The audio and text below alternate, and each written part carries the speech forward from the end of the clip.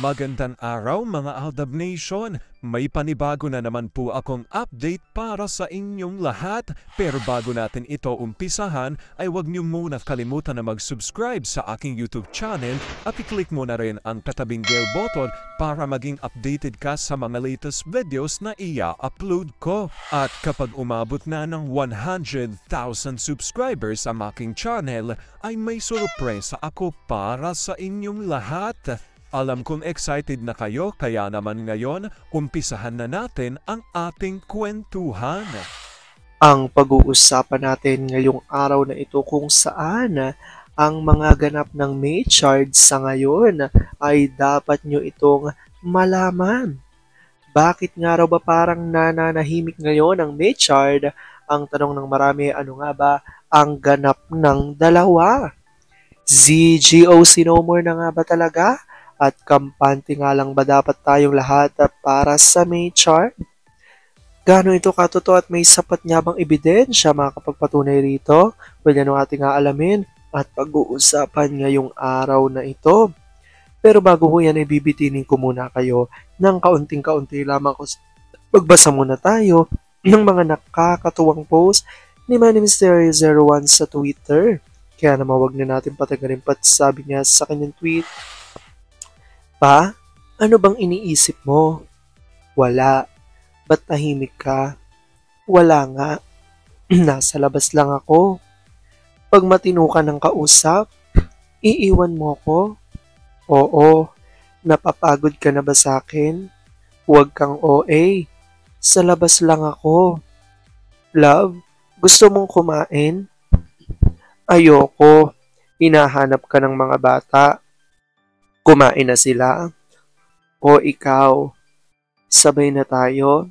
I love you, ma. Ang gusto ni A ay laging isama si M kahit saan siya magpunta. Kahit sa shoot ng ads niya, gusto ay kasama.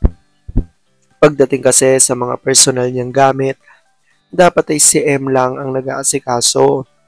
Ang kakainin niya at mga vitamins ay dapat si M lang ang magpapainom sa kanya.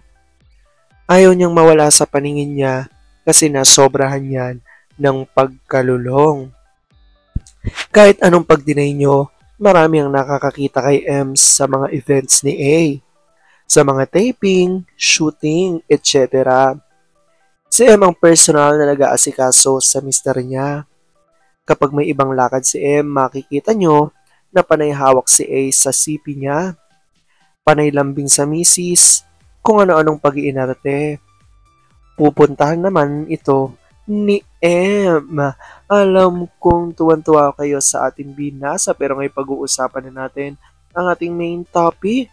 Oops, wait lang, saglit lang to. May ipapaalala lang ako. Para sa mga bago pa lang sa aking channel, huwag niyong kalimutan na mag-subscribe sa aking YouTube channel at i-click nyo na rin ang notification bell para lagi kayong updated sa mga latest videos na i-upload ko at para maging parte na rin kayo ng aking Fanatics channel family. Well, alam pong super excited na kayo sa ating kwentuhan, kaya naman dumako na tayo sa ating main topic. Gaano nga ba katotoo na ang mga ganap ng May chart sa ngayon na ay i-reveal na at dapat nyong malaman? Bakit nga ba parang nananahimik ngayon ang May chart? Ano nga ba ang ganap nila? At totoo nga bang ZGOC no more na talaga? Kampante nga lamang daw dapat ang lahat dahil sa mga ganap ngayon ng May chart. Ano ito, gaano ito katotoo at may sapat nga bang ebidensya ang makakapagpatunay rito? Well, alam kong super excited na kayong malaman yan, kaya naman wag na natin patagalin pa. Unang-una na nga muna ay galing sa tweet ni Vampire 2019 at ayon na sa kanya, kahit anong gawin ng TVJ, whether real main or fake main, sa Tae Show, wala na silang chance na tumaas pa ang ratings nila. Na-associate na ang show nila kay Bakla at ang name na yan ay may dalang curse. Vic Soto should know better sa nangyari sa DG show niya noon. At yung fake main, ipatanggal muna nila yung Adam's Apple at ipuwesto ng maayos ang Nunal at Sparrow sa likuran. At sabihin kay Doc Kiret natapyasan niyang muka para islim tignan. Tingnan nyo, isa sa masterpiece ni Toothpick, pinatungan ng ulo ni Arjok lang katawan ni Alden. Pero ang siste, hindi maayos ang pag-edit. Mahuhulog ng relo ng Arjokla. Dikit-dikit pa ang mga daliri. Ang editor na Obob, basta maka-edit at ma-post ni Magna Kupet, bariya lang kasi ang bayad sa kanya, pwede na rin. Kung tutuusin, pride na lang talaga ang pinangahawakan ngayon ng Philippine Showbiz Mafia laban sa atin. Tandaan nila, walang mawawala sa atin, pero sila ay bilyones na. Si Alden na lang yata ang sikat na artistang lalaki sa Pinas. Siya lang ang gustong i-pairs sa mga leftover ng GMA at ABS. Ang tae naman, nag-birthday ang Lolo Botox ng bayan, walang ingay sa nangyari. Remember, karma has no expiration date. Halimbawa lang, after maglantaran ng lahat, anong sasabihin ng Manidoza family? Sabihin nilang gawa sa pera? Or inutusan silang sumali? Oo, nung unay katanggap-tanggap yon, pero nitong huli, sobra na. Alam talaga ng mga money face sila. Kahit may mga hindi magandang nangyayari sa buhay nila, go pa din sila.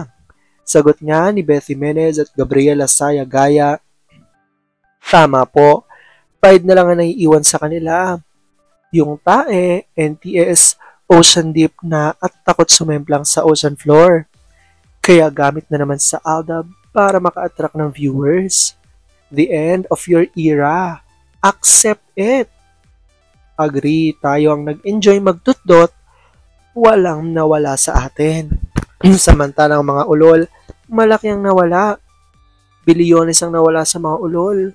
Grabe kayo, si Alden pareha nyo sa leftover. Ano man ang gawin ng mga ulol, wale. At ito na nga ang revelasyon nga ho na nagmumula sa tweet, sa Facebook post ni My Destiny Vlogs at ayon dito, TBADN, dito tayo sa private ganap. Mas solid at walang halong showbiz. Kalakip nga litrato ni na Alden at Meng at ayon dito tayo sa mga ganap nilang dalawa. Dagdag pa niya, dead man na lang uli sa mga palabas nila. Lilipas din yan. Basta tayo, Aldab pa rin. Tuloy ang laban. At dahil dyan ito nga ang reaksyon ng ilan sa mga Aldab Nation. Sabi ni Rosie Forteza, Sisang Malinis, Maria Salastini at Tita Remy, ayan ang tunay na saksi kami dyan. Tunay na mag-asawa at hindi fake na main yan. Baby Theo, dala ni Alden. Kahit na matagal na Aldab pa rin kasi ang magka-love team ng araw, pag napanood mong kalye-serie nila, mawawala ang lungkot mo. Tatawa ka talaga. Kaya gusto kong ibalik ang tambalan ng Aldab. Baby Theo, anak yan ni Alden at Min. Makikita nyo na nga ang patuloy na paninindigan ng ilan sa mga Aldab Nation. Ayan niya ako kasi marami ang nagtatanong din at nagtataka kung anong araw ba ang mga ganap ng May Chard o ni na Alden at Meng sa ngayon dahil tila limitado na nga lang daw makita sa telebisyon ang dalawa.